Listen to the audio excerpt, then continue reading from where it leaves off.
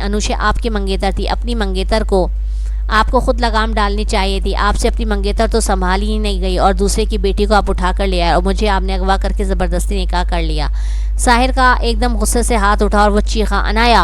अनाया ने झट से अपनी आंखें बंद कर ली, लेकिन साहिर उसको मार न सका। जबड़े भींचे उसे बस देखता रहा, जिसके लबों की लाली वो कुछ देर पहले चुरा गया था। वो उसके निकाह में थी, उसकी महरम, वो उसके साथ कुछ भी कर सकता था, लेकिन कुछ लम्हे पहले अपने अमल को वो डिफेंड कर रहा था। वाकई साहिर को ऐसा महसूस हो रहा था कि उसने जो कुछ अनाया के साथ किया ठीक किया, उसने अपना बदला लिया।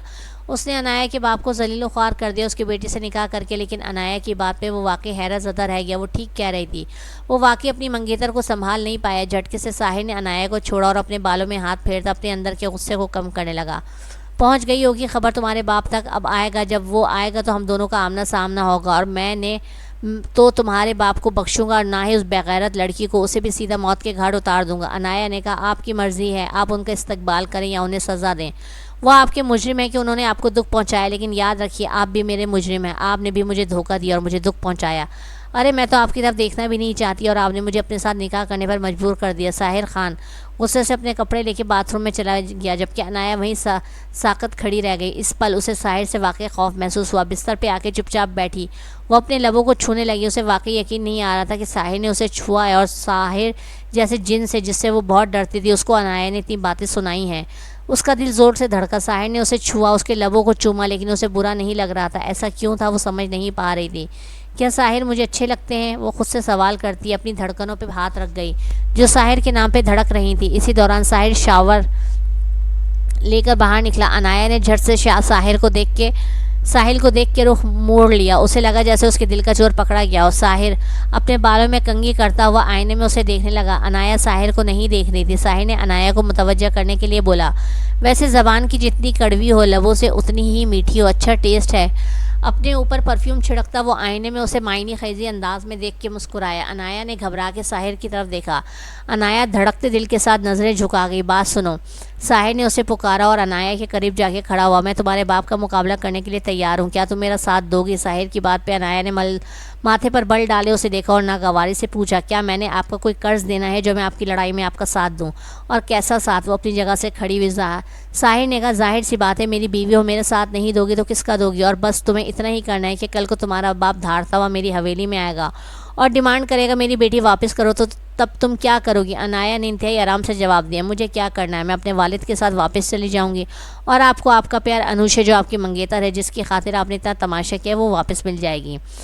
साहिर साहब, करना तो आपने है मुझे वापस, आप मुझे लौटा देंगे, बदले में आप अपनी मंगेतर अनुषा को मांग लेंगे, क्योंकि मैं जानती हूँ कि अपनी मंगेतर अनुषा को हासिल करने के लिए ही आपने ये सब तमाशा किया है और मेरी ज़िंदगी भी बर्बाद किया। अनाया की बात पे साहिर का दिमाग घूमा, लेकिन अगले ही पल उसे लिए बिस्तर पर गिरा। मेरा तो ऐसा कोई इरादा नहीं कि इतनी हसीन बीवी को छोड़ के उस 2 टके की लड़की को वापस लूँ। अनाया उसके सीने पे लेटी उसकी बातें सुनती, कानों की लू तक सुर्ख पड़ी थी। अनाया ने पूछा, क्यों रात 12 बजे के बाद आपकी याददाश्त कमज़ोर हो जाती है? क्या भूल गए हैं कि आपने मुझसे निकाह क्यों किया है, ताकि आप मेरे बाप को और अपनी मंगेतर को अपने पास बुला सकें? साहिर ने कहा, नहीं, 12 बजे के बाद मेरी याददाश्त बहुत तेज़ हो जाती है।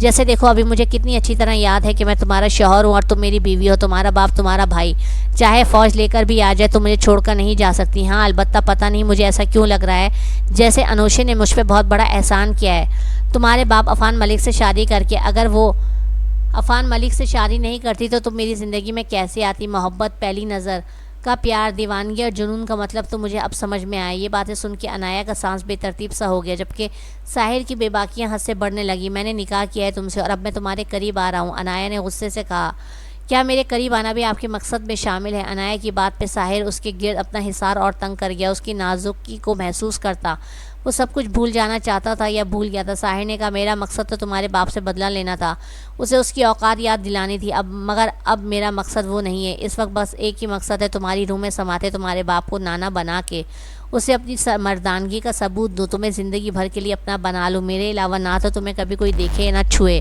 और ज़िंदगी भर तुम्हारे लबों पर सिर्फ मेरा ही नाम हो। ये बोल के साहिर अनाया को लिए साइड पर लेट गया और उसके ऊपर आते उसके हाथों की उंगलियों में अपनी उंगलियां फंसाई। अनाया बहुत बुरी तरह घबरा गई। उसने कहा, आप शायद भूल गए हैं कि आप लोग खान हैं और हम मलिक हैं। साहिर ज़ोर से हंसा। उसने कहा, मुझे याद है, मैं साहिर खानज़ादा हूँ और तुम अनाया साहिर खानज़ादा हो। हम दोनों में कोई भी मलिक नहीं है। आप बहुत ही गंदे और बेशरम इंसान हैं।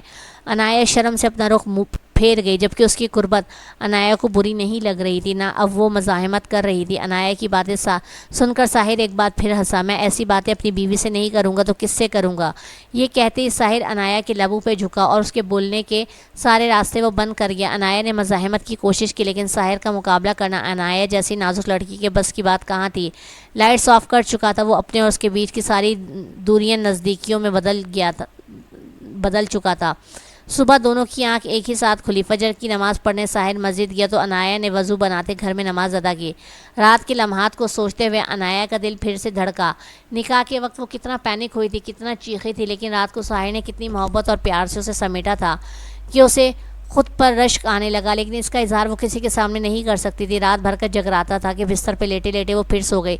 साहिर वापस लौटा तो उसके निखरे निखरे वजूद को देखता अपने लबों पे उभर आने वाली मुस्कुराहट को ना रोक पाया और धीमे से उसके करीब जाके लेट के उसे अपने बाहों में भर लिया। कहते हैं जो होता है अच्छे के लिए होता है। मुझे अल्लाह ने मासूम के साथ जोड़ना था तो कैसे वो लालची लड़की मेरे नसीब में आती। साहिर ने अनाया के माथे पे लब रखे। साहिर ने उस पे ज़ुल्म सितम करने के इरादे से निकाह नहीं किया, वो बस अफान मलिक को बिल से निकालना चाहता था। लेकिन अब साहिर को एक और डर लाहक हो गया, अनाया को खोने का डर। वो अब अनाया को खोने का रिस्क नहीं ले सकता था। वो नहीं चाहता था कि अनाया कभी भी उससे दूर जाए या वापस जाए। अनाया उसके दिल को भाग गई थी, उसकी बीवी थी, उसके निकाह में थी, बहुत सादा और मासूम सी थी। वो उसे छोड़ने का तसव्वुर भी नहीं कर सकता था, इसलिए साहिल ने उसे रोकने का यही रास्ता इख्तियार किया कि उसे अपना बना लिया। शायद अभी साहिर उसके करीब आने का कुछ टाइम लेता, अनाया को भी कुछ टाइम देता, मगर साहिर अब अनाया को छोड़ने का तसव्वुर भी नहीं कर सकता था, क्योंकि जब अनाया ने उसे कहा कि वो अपने बाप के साथ चली जाएगी और बदले में साहिर को अनुषा मिल जाएगी, तो साहिर को ये सौदा किसी सूरत गवारा नहीं था। अब साहिर को अनुषा जैसी घटिया और लालची लड़की की कोई ज़रूरत नहीं थी। प्यार तो वो पहले भी अनुषा से नहीं करता था, सिर्फ उसके अंदर गुस्सा था, मगर अब अनाया उसके लिए जीने की वजह बन चुकी थी। इसलिए रात में ही साहिर ने अनाया पर अपना हक जमा लिया और उसे अपने शौहर होने का एहसास करा दिया। साहिर सब रिस्क ले सकता है, अनाया के बाप और भाई से लड़ भी सकता है, मगर अब अनाया के बगैर रहने का सोच भी नहीं सकता। ये सब सोचते सोचते अनाया के साथ लेटे लेटे साहिर भी सो गया। अनाया और साहिर की आंखें एक साथ खुली तो अनाया गड़बड़ा गई। साहिर की आंखों में देखने की अनाया हिम्मत नहीं कर सकी। साहिर ने उसे अपने सीने में भींचा, उसका दिल सरपट दौड़ा। तुम्हारी धड़कनें मुझे महसूस करती भागने क्यों लगती हैं? अनाया ने साहिर से कहा। आप मुझ पर कुछ ज़्यादा ही हक नहीं जता रहे? साहिर ने हंसकर कहा। आप तो फिर क्या तुम्हारे अलावा किसी और पर हक जताना चाहिए? अचानक साहिर संजीदा हो गया। उसने अनाया से कहा, अनाया मैंने तुमसे शादी तो बदले के लिए ही की थी, मगर अब मुझे एहसास हो गया है कि बदले में कुछ भी नहीं है, सिर्फ खून खराबा ही होगा। तो मैं चाहता हूँ कि तुम मेरा साथ दो, मेरे साथ रहो। जब तुम्हारे वालिद और भाई तुम्हें लेने आए तो तुम जाने से इनकार कर दो। मैं वादा करता हूँ कि कोई भी खून खराबा नहीं होगा और ना ही कोई खून बहेगा। बस तुम मेरे पास रहो। याद रखो, जब तक तुम मेरे पास हो तब तक साहिर यूं ही हंसता मुस्कुराता रहेगा। ना तो साहिर किसी को नुकसान पहुंचाएगा और ना ही किसी को नुकसान पहुंचा देगा। बस साहिर को इसमें सिर्फ अपनी अनाया का साथ चाहिए। ये बोल के साहिर ने उसके लबों को प्यार से छुआ। अनाया ने पूछा, क्या आप वाकई सच बोल रहे हैं? कल तो आपने मुझे मेरे भाई की जान लेने की धमकी दी थी, मेरे बाबा को मारने की धमकी दी थी, अब आप ऐसी बातें कर रहे हैं? साहिर ने कहा, अनाया ये ज़िंदगी एक पल में ही बहुत कुछ बदल जाता है और तुम नहीं जानती। पहले जो चीज़ मुझे गलत लग रही थी अब उसी से ही मुझे सुकून मिल रहा है। अनाया ने पूछा, क्या मैं जान सकती हूँ वो कौन सी चीज़ थी? साहिर ने कहा, मुझे लगा था कि अनुषा ने मुझे दुनिया भर के सामने जलील कर दिया, मगर नहीं, मैं तो अनुषा का बहुत शुक्रगुजार हूँ कि वो मुझे छोड़कर ठुकरा कर चली गई और तुम मेरी ज़िंदगी में आई। पहले मुझे लगा कि मैं तुमसे बदला लेना चाहता हूँ, तुम्हारे बाप से बदला लेना चाहता हूँ, मगर अब सब कुछ मुझ पर वाज़ेह हो गया है। मुझे किसी से बदला नहीं लेना और शायद इसी तरह हमारा जोड़ लिखा था। कभी कभी हमें लगता है कि अल्लाह ताला ने हमें नाकाम कर दिया, मगर वक्त हमें समझा देता है कि अल्लाह जो करता है बेहतरीन के लिए करता है और मेरी बेहतरी अनाया सिर्फ तुम में ही है। तो अनाया शर्मा के उसके सीने से लग गई। उसने साहिर से कहा, अगर आप वाकई मुझसे मोहब्बत करते हैं और वादा करते हैं कि कोई भी खून खराबा नहीं होगा तो मैं आपको छोड़कर कहीं भी नहीं जाऊंगी, अपने बाबा के पास भी नहीं जाऊंगी, लेकिन आपको मेरे भाई का इंतज़ार करना पड़ेगा। आप भैया को आ लेने दें, वो सब ठीक कर देंगे। अनाया के लहजे में अपने भाई के लिए बहुत मान था। साहिर उसकी बात पर बुरी तरह चौंका। ज़रियाब ने जैसे ही पाकिस्तान की सरजमीन पर कदम रखा उसका रुख सीधा खान हवेली की जानिब था। 2 दिन बाद उसे फ़्लैट मिली थी, जबकि अफ़ान मलिक जो अपनी फ़्लैट तो बुक करवा चुके थे लेकिन अभी तक पाकिस्तान पहुंचे थे या नहीं कोई नहीं जानता था। वो कहाँ थे किसी को इल्म नहीं था। ज़रियाब की गाड़ी खान हवेली में दाखिल हो चुकी थी। साहिर खान ज़्यादा जान गया था। उसे खबर होते ही वो सीधा इधर आ गया, इसलिए उसके आने में कोई रुकावट नहीं आई थी। गाड़ी से निकलता वो इस ऊँची हवेली को देखने लगा जहाँ से 3 साल पहले उसे खान बेगम ने यह कह के निकाल दिया था कि वो हनाना का रिश्ता उसके साथ हरगिज़ नहीं कर सकती, क्योंकि वो खान है और ज़रियाब मलिक और मुल्कों को वो अपनी बेटी नहीं देते। ज़रियाब अपना दिल मुट्ठी में दबा के इस दहलीज को चुप करके पार कर गया था, लेकिन आज वो वापस लौटा था 3 साल बाद अपनी बहन के लिए। खान बेगम, वो अंदर दाखिल होकर इतनी ज़ोर से चिल्लाया कि उसी वक्त सब लोग वहाँ जमा हो गए। हनाना उसे देखकर सकते में रह गई। 3 साल बाद वो उसे देख रही थी। वो पहले से भी ज़्यादा खूबसूरत हो गया था, यह हनाना को लग रहा था। अनाया और साहिर भी आगे पीछे नीचे उतरे। अनाया अपने भाई को देख के बेइंतहा खुश हुई और भागते हुए उसके सीने से जा लगी। साहिर ने अनाया को बिल्कुल नहीं रोका। कैसी है मेरी गुड़िया? ज़रियाब ने उसे सीने से लगाया तो वह आंखों में आंसू लेके मुस्कुराई। बस मेरी बहन, रोना नहीं, भाई आ गए हैं ना, अब मेरी शहजादी अपने भाई के साथ जाएगी। ज़रियाब ने उसे सीने से लगाते एक घूरी से साहिर को नवाजा, जो सामने बहुत ही मुतमईन अंदाज में खड़ा था। रुकिए भाई। अचानक से ज़रियाब के कदम रुके, क्योंकि अनाया ने अपने कदम रुके थे। अनाया साहिर खानज़ादा की तरफ मुड़ी और उससे बोली कि आपने मुझसे वादा किया कि अगर मैं हमेशा आपके साथ रहती हूँ तो आप मुझे हमेशा खुश रखेंगे, लेकिन बदले में मेरी भी एक शर्त है। साहिर खानज़ादा हैरत ज़दा होकर अनाया को देखने लग जाता है, क्योंकि अभी तक अनाया ने अपनी किसी शर्त का जिक्र नहीं किया था और अब अचानक अपने भाई को देख के उसे शर्त याद आ गई। और वो कैसी शर्त थी, ये बात साहिर खानज़ादा बिल्कुल भी नहीं जानता था। अनाया ने साहिर से कहा, परेशान नहीं हो, मैं आपको छोड़ के अपने भाई के साथ नहीं जाऊँगी, लेकिन क्या आपकी दादी खान बेगम इस बात की इजाज़त देंगी कि मैं इस घर में आपकी बीवी बन के रहूँ? साहिर हैरत ज़दा होकर अनाया और अपनी दादी को देखने लगता है। अनाया ने बड़े ही मजबूत अंदाज में खान बेगम से पूछा, क्या मुल्कों की बेटी खान बेगम आपको बहू के रूप में कबूल है? साहिर को समझ नहीं पा रहा था कि अचानक अनाया को क्या हो गया, जबकि वो अनाया को अपने प्यार का एहसास भी दिला चुका है और वादा भी कर चुका है कि अब कोई खून खराबा नहीं होगा। फिर अनाया ये सब कुछ क्यों पूछ रही है? खान बेगम ने सीढ़ियों की रेलिंग पे मजबूती से हाथ जमाए। उन्हें अनाया से ये उम्मीद नहीं थी, लेकिन वो साहिर खानज़ादा से कुछ भी उम्मीद कर सकती थी। वो जिंदा वजूदों को पलटना बखूबी जानता था, और ये तो थी नाजुक मासूम सी लड़की जिसे साहिर ने निकाह किया था और मोहब्बत का एहसास करा दिया था। और खान बेगम को अंदाज़ा हो गया था साहिर की मोहब्बत पे अनाया यकीन कर चुकी है। तभी वो इतने यकीन के साथ खान बेगम से सवाल जवाब कर रही है। इससे पहले कि अनाया कुछ और बोलती, ज़रियाब ने एकदम अनाया से कहा, चंदा, हमें इन लोगों के पास नहीं रुकना, हमें घर चलना चाहिए। अनाया ने कहा, नहीं भाई, अभी कुछ बातों के फैसले होने हैं, इसके बाद ही तय होगा कि मुझे साहिर के पास रहना है या आपके साथ घर वापस जाना है। और इन बातों का जवाब सिर्फ दादी बेगम ही देंगी, और मैं जानती हूँ कि जब साहिर को हकीकत का पता चलेगा तो वो भी सही का ही साथ देंगे, और तब मुझे ज़्यादा खुशी होगी कि साहिर जैसा इंसान मेरा जीवन साथी बना है। ज़रियाब ने कहा, गुड़िया, साहिर ने तुमसे शादी बदला लेने के लिए की है? अनाया ने कहा, नहीं भाई, वक्ती तौर पर तो बदला लेने के लिए की थी, मगर अब इनका दावा है कि ये मुझसे प्यार करते हैं और ये कोई कत्लो गारत नहीं होने देंगे अगर मैं इनका साथ दूंगी। अब मैं इनके इस दावे को ही जांचना चाहती हूँ। साहिर ज़रियाब के पास आया और बोला, तुम सच बोल रहे हो, मैंने बदला लेने के लिए ही शादी की थी, मगर मैं शर्मिंदा हूँ कि मैंने इस बदले में मासूम लड़की को घसीटा, जिसका इसमें कोई कसूर भी नहीं था। लेकिन मैं तुमसे ये भी वादा करता हूँ कि ये लड़की मेरी इज़्ज़त है, मेरी मोहब्बत है, और इसके तहफ़्फ़ुज़ और इज़्ज़त के लिए मैं अपनी जान भी कुर्बान करने के लिए तैयार हूँ। मैं जानता हूँ कि मेरा कदम गलत था तुम्हारी बहन से निकाह करने का, मगर मुझे माफ़ कर दो। ज़रियाब ने कहा, देखो साहिर, तुम्हारी दुश्मनी मेरे बाप के साथ है, तुम्हें मेरे बाप के साथ जो करना है तुम करो, मैं कुछ नहीं कहूँगा, लेकिन मैं अपनी बहन को यहाँ से लेकर जाऊँगा। मैं नहीं जानता तुमने मेरी बहन को क्या कहकर बहलाया है, मगर मैं अपनी बहन को यहाँ से लेकर जाऊँगा, क्योंकि तुमने मेरी बहन से गलत तरीके से निकाह किया, और अच्छा है कि हम आपस में तमीज़ से बात कर रहे हैं, वरना तुम जानते हो कि इसमें खून खराबे हो जाते हैं। साहिर ने कहा, ज़रियाब, अनाया को तो मैं यहाँ से ले जाने नहीं दूंगा, मैं मानता हूँ कि मैं गलत था और मैं अपनी गलती का अजाला करने के लिए भी तैयार हूँ। ज़रियाब ने हंस के कहा, अजाला करोगे तुम? तो चलो करो अजाला, तुमने मेरी बहन से निकाह किया है, बदले में अपनी बहन का निकाह तुम मेरे साथ करोगे, इस तरह तुम्हारी गलती का अजाला हो जाएगा। ये सुनते ही साहिर इंतहाई गुस्से में आता है तो अनाया दादी बेगम से कहती हैं, आप खामोश क्यों खड़ी हैं? आप साहिर को सच क्यों नहीं बताती? अगर मेरे भाई के लिए मलिक होते हुए खान की बेटी से शादी करना गलत था, इसी तरह आपके पोते के लिए भी खान होते हुए किसी मलिक की बेटी से शादी करना उतना ही गलत था। मेरे भाई ने तो बहुत इज्जत से आपकी पोती का रिश्ता मांगा था, क्योंकि मेरा भाई और आपकी पोती एक दूसरे से बहुत प्यार करते हैं, जबकि आपके पोते ने तो मुझे अगवा करके बदला लेने के लिए ज़बरदस्ती मुझसे शादी की थी। तो बताइए गलत कौन है यहाँ पे सबसे ज़्यादा, मेरा भाई या आपका पोता? साहिर हैरत से अपनी दादी की शक्ल देखता है और पूछता है, दादी बेगम, ये सब कुछ क्या है? ज़रियाब हंसता है और साहिर से कहता है कि तुम्हें अपनी दादी बेगम से जो पूछना है तुम आराम से बैठ के पूछो, बहुत वक्त है तुम्हारे पास, मगर इस वक्त मैं अपनी बहन को यहाँ से लेकर जा रहा हूँ जिसको तुमने अगवा किया था और गलत तरीके से तुमने मेरी बहन से निकाह किया था, तो इस निकाह को तो मैं मानता ही नहीं हूँ। अनाया मेरी जान, मेरे साथ चल रही है, बात ख़त्म। अनाया कहीं नहीं जाएगी ज़रियाब, बीवी है वो मेरी, और अपनी बीवी को मैं हवेली से एक कदम भी बाहर जाने की इजाज़त नहीं दूंगा। उसकी कलाई पे साहिर ने सख्ती से अपनी गिरफ्त रखी। ज़रियाब ने कहा, नामुमकिन, चाहे मुझे अपनी जान से भी जाना पड़े, मैं बाबा के हिस्से की सज़ा अपनी बहन को नहीं भुगतने दूंगा। वो गुर्राया, फिर लाशें ही गिरेंगी। साहिर खान भी गुर्राया। अनाया बुरे तरीके से चीखी, खान बेगम, आप कुछ बोलेंगी या नहीं? खान बेगम की आवाज़ ऊंची हुई और वो नीचे उतरती हुई आई। क्या हो गया है तुम दोनों को? खान बेगम साहिर की तरफ मुड़ी और बोली, जाने दो इस लड़की को, इसका भाई इसके साथ है, क्यों रोक रहे हो? दादी जान, साहिर की आवाज़ मज़ीद ऊंची हुई, भूले मत जिसके बारे में आप बात कर रही हैं वो मेरी बीवी है और खान अपनी इज्जतों के लिए मार देते हैं या मर जाते हैं। साहिर खान गुस्से से अपनी पिस्तौल निकाल चुका था। ये गैरत अपनी मंगेतर की बारी क्यों नहीं जागी?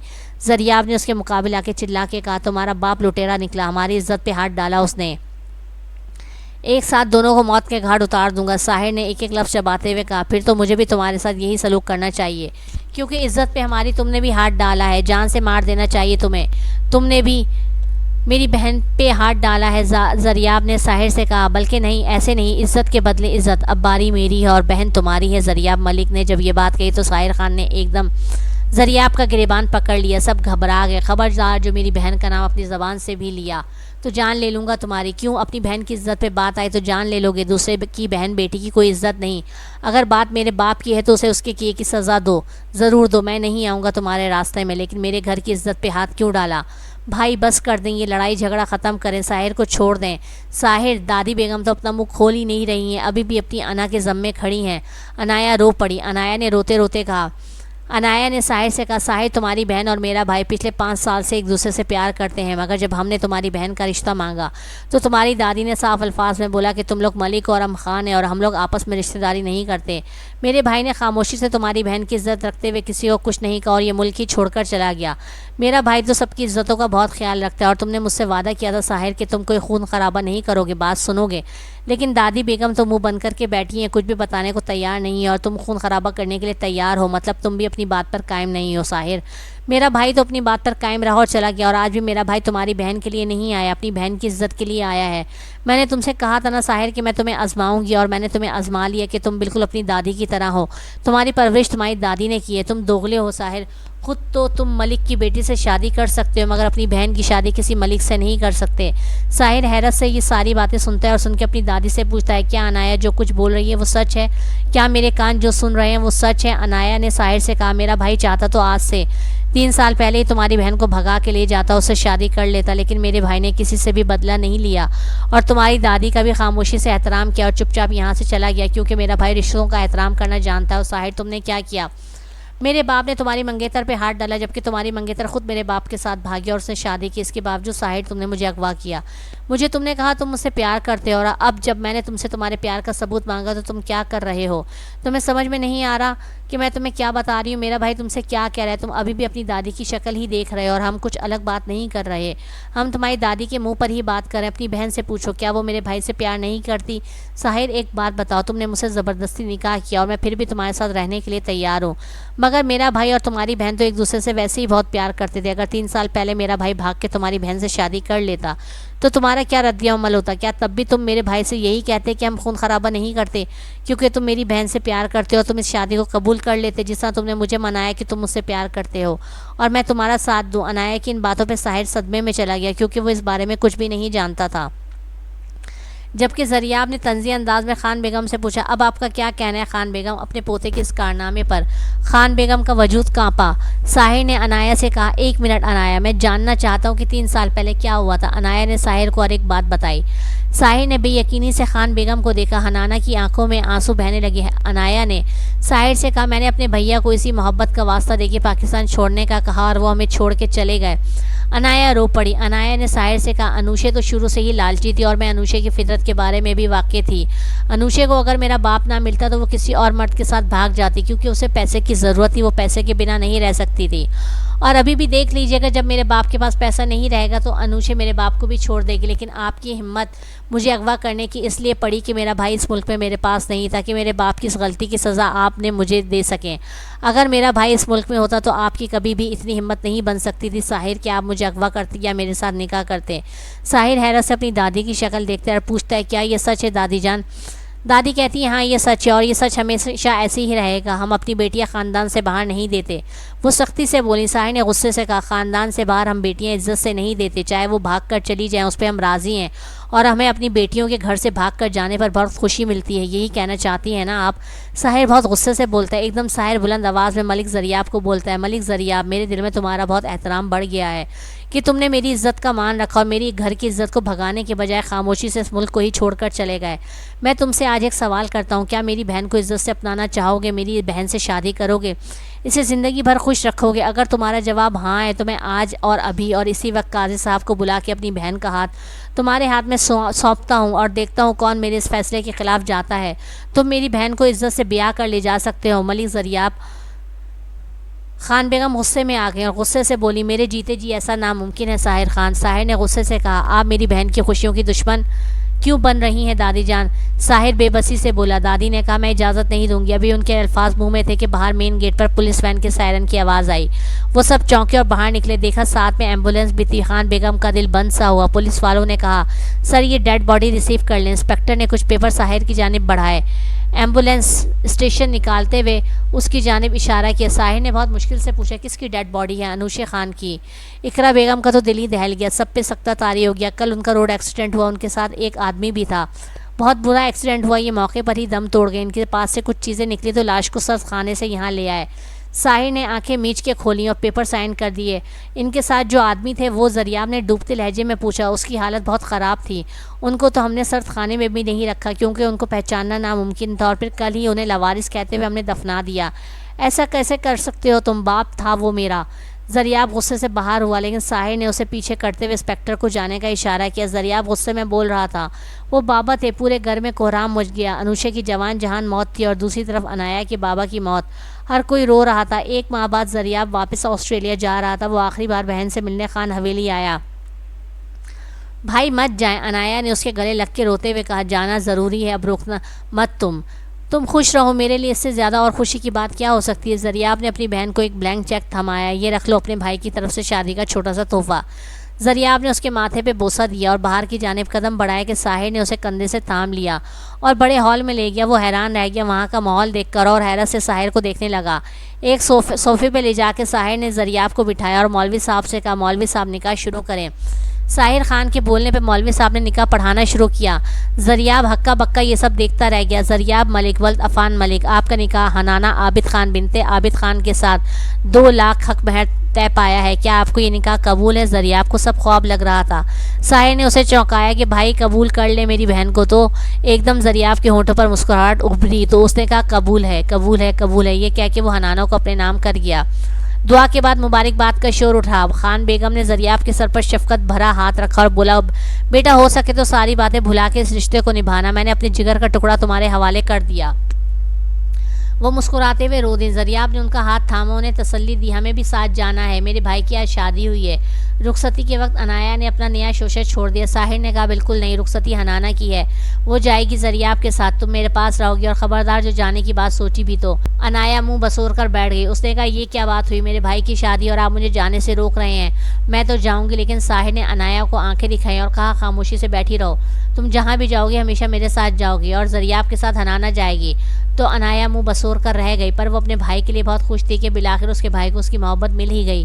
कहाँ जा रही हो? साहिर ने उसे रात के वक्त कमरे से बाहर जाते देखा तो पुकारा, मुझे नहीं आना आपके साथ। आपने मुझे मेरे भाई के साथ क्यों नहीं जाने दिया? अभी अनाया के अल्फाज उसके मुंह में ही थे कि साहिर ने अनाया को अपनी गोद में उठा लिया और शिद्दत से उसके लबों को जकड़ा। आइंदा मुझसे दूर जाने की बात की तो इससे भी बुरी सज़ा दूंगा। उसे अपने कमरे में ला के पाँव से दरवाज़ा बंद कर गया। आप पूरे जिन हैं और मुझ मासूम पे आप जुल्म कर रहे हैं, अब मेरा क्या होगा? साहिर ने अनाया को नरमी से बिस्तर पर लिटाया और उसकी बात पे कहकर लगाता वो उस पर छा गया और बोला, अब जो होगा देखा जाएगा। वैसे भी जो होना है 9 महीने बाद होगा। तब तक धड़कनों का रक्स होगा जो मेरे सीने में धड़केंगी। लाइट्स ऑफ करता वो उसे मज़ीद कुछ भी कहने का मौका दिए बिना उस पर हावी हो गया। क्या हुआ? चिल्लाई क्यों? ज़रियाब हनाना की चिल्लाने की आवाज़ सुनता कमरे में आया, जो उसे देखती उसकी जानिब लपकी और उसके सीने से लग गई और उसके जज्बात में हलचल मचा गई। वो वहाँ कॉकरोच था। वो घबरा के बोली। ज़रियाब ने कहा, इतनी बड़ी हो गई कॉकरोच से डर गई? हद है भाई। ज़रियाब बोलता वो अपनी अलमारी की तरफ बढ़ा। अपना ड्रेस निकालते हुए वो पलटा और उसने कहा कि तुम भी चेंज करना चाहो तो कर लो। काफ़ी भारी लिबास पहना हुआ है, थक गई होगी। हनाना ने पूछा, क्यों, अच्छी नहीं लगी आपको? तो वो चौंका और उसने कहा, अच्छी लग रही हो, मगर कोई तारीफ़ नहीं की। हनाना उसके सामने आकर खड़ी हो गई। ज़रियाब उसकी जानिब देखता गहराई से मुस्कुराया। तुम्हारे कंधे पे कॉकरोच है। ज़रियाब की बात पे हनाना ने अपने कंधे की तरफ देखा जहाँ एक छोटा कॉकरोच था। वो चिल्लाते हुए फिर से ज़रियाब के गले लग गई। प्लीज़ ज़रियाब, इसे भगाएं। ज़रियाब ने उसे हटाते हनाना को सीने से लगाया। अब यूं ही सारी रात खड़े रहने का इरादा है क्या? ज़रियाब ने धीरे से हनाना के कान में सरगोशी की तो वो शर्मा के पीछे हटी और बोली, मैं चेंज करके अभी। वो कुछ कहने ही लगी थी कि ज़रियाब ने उसे अपनी बाहों में भरा बाद में कर लेना, पहले मुझे जी भर कर तारीफ़ तो कर लेने दो। ज़रियाब के लबों ने उसके लबों पे प्यार की मोहर लगाई तो वो शर्म से सर झुकाती अपनी धड़कनों पे हाथ रख गई जो सरपट दौड़ रही थी। इन धड़कनों को ज़रियाब अपने सीने में समेटता रहा और कतरा कतरा रात गुजरती जा रही थी और उनकी धड़कनों का शोर भी बढ़ता जा रहा था।